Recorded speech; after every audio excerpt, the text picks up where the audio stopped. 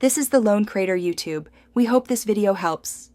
In this video, I will explain the meaning of the word determined. This powerful adjective describes a person who has firmly decided to achieve a specific goal and will not be swayed. It signifies a strong, unwavering resolve and a deep commitment to a chosen path. Think of it as having a clear target and an unshakable will to hit it, no matter the challenges that arise. It's about having a fixed purpose. People who are determined often display several key traits. They show incredible persistence, continuing their efforts even when faced with significant setbacks or failures. Their focus remains sharp, allowing them to avoid distractions that might derail their progress. Resilience is another hallmark. They bounce back quickly from challenges, learning valuable lessons along the way. This unwavering commitment helps them push through to success.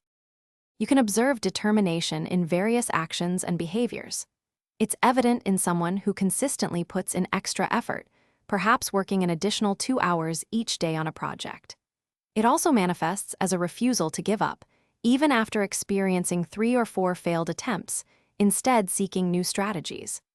A determined individual will dedicate significant time and energy, often sacrificing immediate gratification for long-term success. Embracing determination offers numerous benefits.